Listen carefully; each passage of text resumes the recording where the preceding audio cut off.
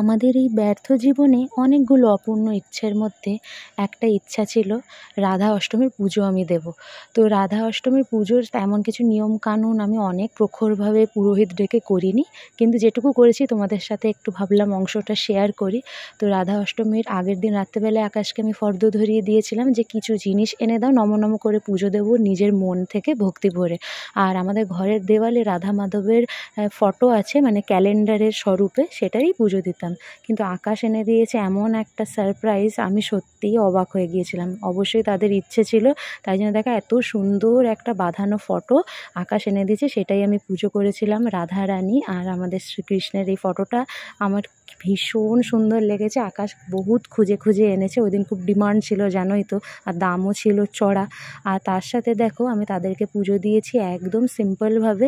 রাধারানীর প্রিয় ফল আতা, তার প্রিয় ভোগ মালপোয়া ভোগ, আর সঙ্গে লাড্ডু, কারণ আমাদের ঘরে রয়েছে লাড্ডু গোপাল। তোমাদেরকে তো শেয়ার করাই হয়নি বন্ধুরা, আমরা কিন্তু জন্মাষ্টমীর সময় লাড্ডু গোপালকে এনেছিলাম। জন্মাষ্টমীর প্রায় 1 সপ্তাহ আগে উনি এসে গিয়েছিলেন মিঠির জন্য, তো জন্মাষ্টমীর দিন ওনাকে পুজো দিয়েছিলাম, সেই ক্লিপিংও রয়েছে, কখনো শেয়ার করা হয়নি।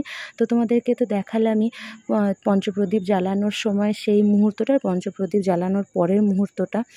বেশি কিছুই না, একদম নম নম করে সমস্তটা চেষ্টা করেছি। আর তার সাথে রাধারানীর 28টা নাম জপ, আর শ্রীকৃষ্ণ আর রাধারানীর যুগল প্রণাম মন্ত্র, আর রাধারানীর প্রণাম মন্ত্র সেরে আমরা নিজেরাই সেদিন একদম নিরামিষ খাবার খেয়ে দুপুরবেলায় পুজোটা দিয়েছিলাম। আর এখানে আকাশ দেখো কি করছে, কারণ আকাশ এখন নিয়ে বসেছে একটা ফর্ম, যেটা হচ্ছে মিঠির।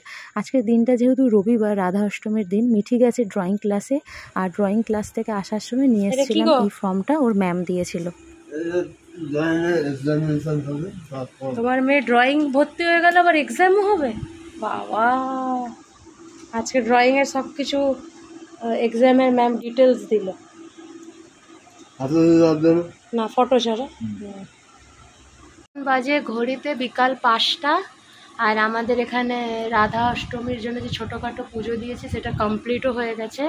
আর এখন আকাশ মিঠিকে নিতে যাবে, ওকে ঘরে ছেড়ে তারপরে আবার কাজে রিটার্ন চলে যাবে। আর আমাদের মিঠি, হ্যাঁ, এই ফটোগুলো অনেক বেশি তোলা হয়ে গেছে স্কুলের, তো আর তো কোনো কাজে আসবে না, ওই জন্য ড্রয়িংয়ে দিয়ে দিই, স্কুলের ড্রেসের না। দেখছো মিঠির। রাধে রাধে বন্ধুরা, তোমাদেরকে তো ব্লগ শুরু করেছে অনেকক্ষণ, আর এখন অবধি ওয়েলকামই জানায়নি। তোমাদের সবাইকে আমাদের চ্যানেলের আরও একটা নতুন ব্লগে অনেক ভালোবাসার সাথে ওয়েলকাম জানাচ্ছি। আর এখানে দেখো আকাশ যেহেতু ব্যাক টু ওয়ার্ক, মানে আবার ওর কাজে যাচ্ছে, ওর লাঞ্চ আবার পূরণ হয়ে গেছে, তো লাঞ্চ আবারে এসেই আমরা পুজোটা দিয়েছিলাম, কারণ দুপুরবেলায় পুজোটা দিতে হয়, ফেসবুকের বিভিন্ন রিলে আমি শুনেছিলাম, এবার আমি ভুলও হতে পারি। তো এখানেই দেখতে পাচ্ছি আমি একটু প্রসাদ প্যাক করছি আকাশের কাজের স্টাফদের জন্য, আর তার সাথে ফর্মটা ওকে ধরিয়ে দিচ্ছি, ও ম্যামকে দিয়ে দেবে, মিঠির ড্রয়িং ম্যামকে। আর মিঠি রানী এক্ষুনি চলে আসবে। তো আমাদের মিঠি রানী এখন ড্রয়িং ক্লাস থেকে এসে গেছে, আর ড্রয়িংয়ে ভর্তি হওয়ার পর থেকে প্রথমবারের জন্য মিঠিকে ড্রয়িং ক্লাসের পর, মানে ওকে নিয়ে কিছু আমি ব্লগ বানাচ্ছি বা ব্লগে দেখাচ্ছি। তো চলো আজকে মিঠি ও ড্রয়িং ক্লাসে কি কি ড্রয়িং করেছে তোমাদের সাথে শেয়ার করি। হ্যাঁ দেখাও তো, আর কটা করাবে একদিনে? 2টাই করেছি, এটাই অনেক। বাবা, আর্টিস্টের খাতা খুব সুন্দর। হ্যাঁ আগে বলে এটা শুধু আমি করেছি ছোটটা, ম্যাম এটা বিশাল পড়ে করেছে, কিন্তু আমি জানি না কি করে আঁকতে হয়। হ্যাঁ, কিন্তু শুধু আমি কালার করেছি, রিয়েল। আর ওটা গ্লাস পেন্সিল দিয়ে তুমি ভরেছো ব্ল্যাকটা? হ্যাঁ। আচ্ছা, নেক্সট ড্রয়িংটা দেখাও। ম্যাম এটা করেছি। তো মিঠি দেখালো তোমাদেরকে ওর আজকের ড্রয়িং ক্লাসের ড্রয়িং, মানে সেই দিন আর কি রবিবারের, তারপর তো আরেকটা রবিবার কেটে গেছে। তো তারপরে একটুখানি মিঠি নিয়েছিল ন্যাপ, ওই ঘুমটা দিয়ে দেওয়ার পর ওকে নিয়ে আমরা চলে এলাম একটুখানি গণেশ পুজো দেখাতে। তখন ওই রাত 8টা সাড়ে 8টার মতো বাজে। তো এটা একদম আমাদের বাড়ির সামনেই বলতে পারো, 2টো পুজো গেছিলাম, এটা হচ্ছে প্রথম পুজোটা, আর এটা ভীষণ কিউট আর একটা ভাইরাল পুজো বলতে পারো, মানে এটা আমি এখন ফেসবুকেও দেখতে পাচ্ছি এই মণ্ডপটার ফটো। কিন্তু সত্যি কথা বলতে এটা খড়গপুরেরই, আমি ফটোটা দেখেছি অনেক জায়গায়, তারা কলকাতার বাসিন্দারাও দেখছি শেয়ার করছে বড় বড় ফিমেল গ্রুপগুলোতে। আর এটা বললামই তো আমাদের বাড়ির একদমই সামনে। তো তোমরা মিঠিকে স্কুলে যখন নিতে যাই দেখতেই পাও যে পাশেই রেলওয়ের যে কোয়ার্টারগুলো, তো সেটাই। তারপরে দেখো নেক্সট প্যান্ডেলে চলে গেলাম। তো এখানেও ভীষণ সুন্দর একটা মানে থিমে করেছে, এখানে বিশাল বড়োভাবেই হয়। আর জানো তো এখানে যে পুজো মণ্ডপটা রয়েছে, গণেশজি তো ভীষণই বড় আর সুন্দর দেখতে, কিন্তু তার সামনে যে লাড্ডুটা ওটা নাকি 300 কেজি, ভাবা যায় 300 কেজির লাড্ডু। তো চলো পুজো মণ্ডপের ভেতরে যাওয়া যাক, অনেক দিন পর বেরোনো। আমি কিন্তু অ্যাজ ইউজুয়াল খোপা করে বেরিয়ে গেছি, প্রচুর গরম ছিল বন্ধুরা ওই দিন।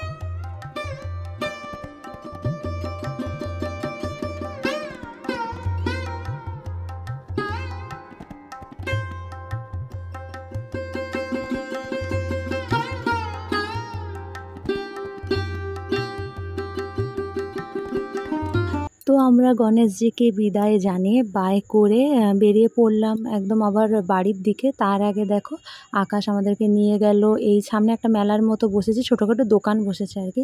তো সেখান থেকে একটা কিছু কিনে দিতে চাইলো, আর আমি না আকাশকে আজকে না করিনি। ও অনেক দিন পর মানে ঘরের যে খাওয়া খরচাটা ও সামলায় সেটার বাইরে গিয়ে একটা এক্সট্রা জিনিস ও করছে, মানে ওর এটা খুবই এখন আক্ষেপ যে ও মিঠিকে তেমন কিছু করতে পারে না, কিনে দিতে পারে না।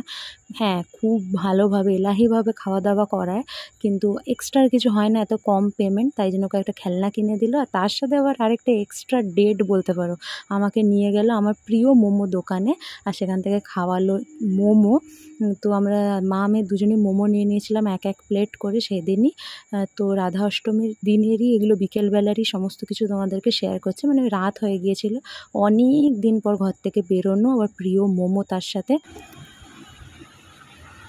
কি খেলছো? হেলিকপ্টার।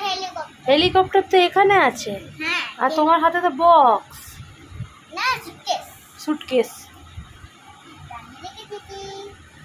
নিচে হেলিকপ্টারটা দেখাও মা, চালিয়ে। আমি দেখাবো? পুতুলটা পড়ে গেল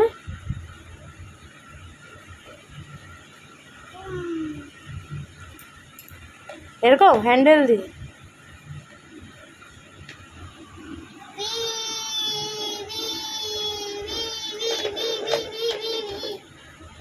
আমার হেলিকপ্টারে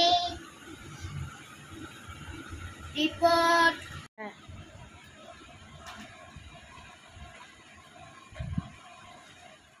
হ্যালো বন্ধুরা, আজকে হলো নেক্সট ডে, মানে রাধা অষ্টমীর পরের দিন সোমবার। তো সোমবার মানে back to daily life, back to routine. তো মিঠি চলে গেছিলো অ্যাজ ইউজুয়াল স্কুল। আর দেখো ঘড়িতে এখন দেখতেই পাচ্ছ 10:30 বাজতে যাচ্ছে, মিঠির স্কুল ছুটির টাইমও হয়ে গেছে। আর আমি রেডি হয়ে গিয়েছি।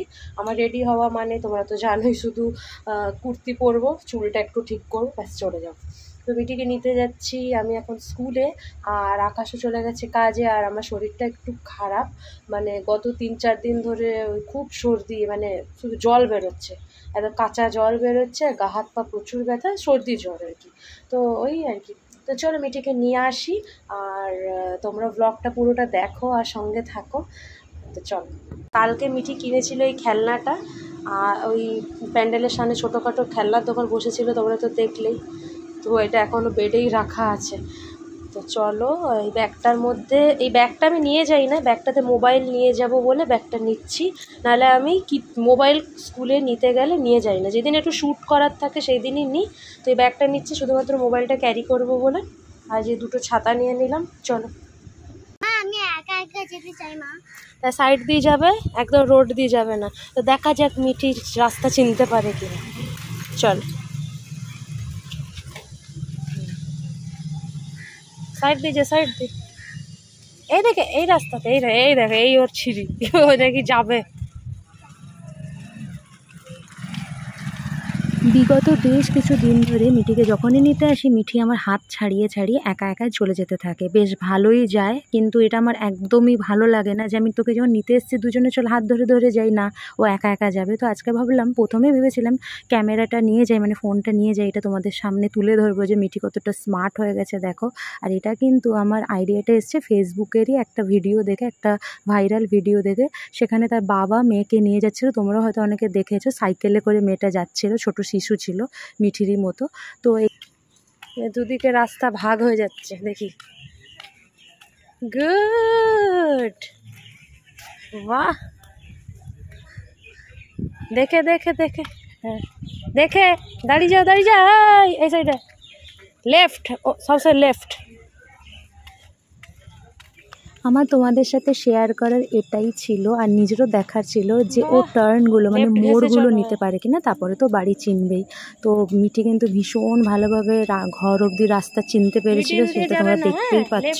মিঠি কিন্তু অবশ্যই সুন্দর সুন্দর কমেন্ট করে ওই ব্যাপারে, কারণ মিঠি ভীষণ তোমাদের কমেন্ট পড়তে মানে পড়াতে ভালোবাসে, যে আমাকে নিয়ে মা দেখো না বন্ধুরা কিছু বলেছে কিনা। তোমরা কিন্তু অবশ্যই জানিও যে মিঠির এই চেষ্টাটা তোমাদের কেমন লেগেছে। তো বাড়ি অবধি এসেই গেছে, আর মিঠি বেশ ভালো পেরেছে। তো চলো, মিঠি তো এক্সামে একদম পাস, আর ওকে এখন ঘরে নিয়ে গিয়ে ফ্রেশ ট্রেশ করিয়ে কিছু। কি করছো? এখন আমি লালের জন্য হাঁড়ি বানাচ্ছি। মিঠির কি খাওয়া দাওয়া হয়ে গেছে স্কুল থেকে এসে? হ্যাঁ হ্যাঁ, হ্যাঁ, ওকে। ততক্ষণে একটু কুকারের সাথে একটা কথা বলছিলাম। এই দেখো, এটা কি বানিয়েছো বলে দাও বন্ধুদেরকে। হাঁড়ি, মাখনের হাঁড়ি বানিয়েছে দেখো। কি দিয়ে করেছে জানো? ক্লে দিয়ে। ক্লেটাকে বা মাটির কালার আনার জন্য এখানে সেখানে ঘষে ঘষে ঘষে নোংরা করে করে এই কালারটা কাহানে, মানে এই যে দেখতে পাচ্ছ এটা সম্পূর্ণ একটা নোংরা ক্লে, তাহলে কালারটা না। হ্যাঁ, মিঠির কি চিন্তা দেখো, ওই যে আমার ভিডিওতে চাইল্ড সেফটি লেগে যায়, ওই জন্য কীভাবে নিজেকে ঢাকছে দেখো। আহারে, ইউটিউব উল্টো পাল্টা ভিডিও ওদেরকে কিছু বলে না, একটা শিশুকে দেখা গেলে ওদের অনেক জ্বালা। বদমাস ইউটিউব। কি সুন্দর হাঁড়ি বানিয়েছে, সব কালারকে মিক্স করে করে, আমি ভেবেছি নোংরা করে করে। আচ্ছা, এটা সেদিন না আমি ব্লিঙ্কিটে কিছু জিনিস অর্ডার করেছিলাম, তখন মিঠির জন্য একটা ক্লে অর্ডার করেছিলাম, অনেক দিন ধরে চাইছিল বেচারা।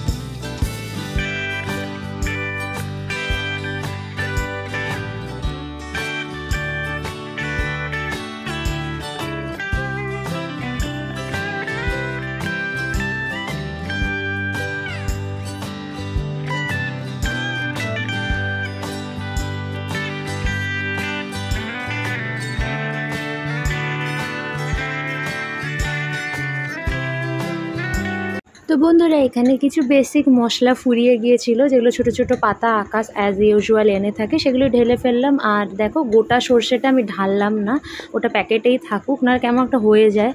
তো আমার যখন লাগবে আমি ইউজ করব ওটাকে কেটে। আর দেখো নুনও ঢালা হয়ে গেছে, মশলাপাতি আর নুন ঢালা তো কমপ্লিট। চলো এবার লাঞ্চ প্রিপারেশনের পালা। আর দেখে বুঝতে পেরে গেছে আজকে দুপুরবেলায় কি হতে পারে। তো বন্ধুরা এখানে আমি কড়াই চাপিয়ে দিয়েছি, আর পাশে দেখতে পাচ্ছ প্রেসার কুকারে ডাল রয়েছে। এখানে রয়েছে আদা, রসুন, কাঁচা লঙ্কা আর পেঁয়াজ বাটা। আর এখানে আলুকে ধোয়ার জন্য ভিজিয়ে রেখেছি এটা। আর সাইডেই দেখতে পাচ্ছ এখানে কচুকে প্রেসার কুকারে প্রথমে আমি সেদ্ধ করে নিয়েছিলাম, টমেটো কেটে রাখা আছে। আর এখানে রয়েছে চিংড়ি মাছ নুন হলুদ দিয়ে। তো এখানে তো তেল একদম গরম, তো চলো চিংড়ি মাছগুলোকে ভেজে নিই।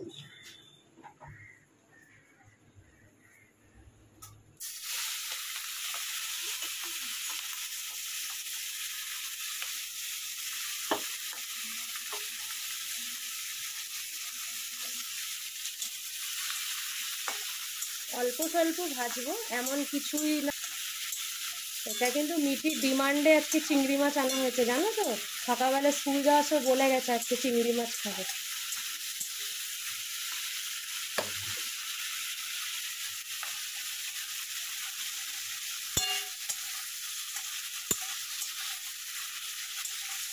আর কিছুক্ষণ মানে 2-3 মিনিট ভেজে নেবো আর কি। দেখতে পাচ্ছি এখানে চিংড়ি মাছগুলো ভাজা হয়ে গেছে। আর সাথে সেম কড়াইটা তেল না অ্যাড করে আলুটা ভেজে নিয়েছি, ঠিক আছে। আর এখানে কচুগুলোকে দুভাগে ভাগ করে নিয়েছি। এই কড়াইটার আলুগুলোকে আমি বের করবো না, ঠিক আছে। এখানেই আমি আলুগুলোকে সাইড করে দিয়ে এখানে তেল অ্যাড করে দেবো। এই কড়াইটাতেই সকালবেলা লুচি ভেজেছিলাম, তো কড়াইটাতে অলরেডি তেলই ছিল, তো সেই কড়াইটাই আমি লাঞ্চ প্রিপারেশনের জন্য ইউজ করে নিচ্ছি এখানে। আর তারপরে দিয়ে দেবো জিরা ফোড়ন। গোটা গরম মশলা চিংড়ি মাছে দিলে ভীষণ ভালো লাগে ফোড়নে, কিন্তু আমি দেবো না কারণ এত স্পাইসি হয়ে যায় না, মিঠিও খাবে, তো সেই জন্য। ব্যাস, তো চলো এরপর রান্নার পর দেখা হচ্ছে তোমাদের সাথে। তো এখানে আমাদের চিংড়ি মাছের প্রিপারেশনটা তো এখনও রানিং আছে, কষাকষির পর্ব চলছে। আজকে সিম্পল মেনু, একদম সর্টেড গাটি কচু আর আলু দিয়ে চিংড়ি মাছের কারি হবে, বেশ মাখো মাখোভাবে। আর তার সাথে রয়েছে ডাল, আর সঙ্গে রয়েছে গরম গরম ভাত। তো এর সাথে বন্ধুরা ব্লগটা শেষ করছি। যদি ভালো লেগে থাকে অবশ্যই লাইক করে দিও। অনেক দিন পর ডেলি লাইফস্টাইলের কিছু অংশ নিয়ে তোমাদের কাছে এলাম। প্লিজ আমাদেরকে এনকারেজ করো, নতুন হলে চ্যানেলটা সাবস্ক্রাইব করতে ভুলো না। আর এই হলো ফাইনাল লুক। খেতে কিন্তু হয়েছিল বেশ ভালো, মিঠি খুব পছন্দ করেছিল।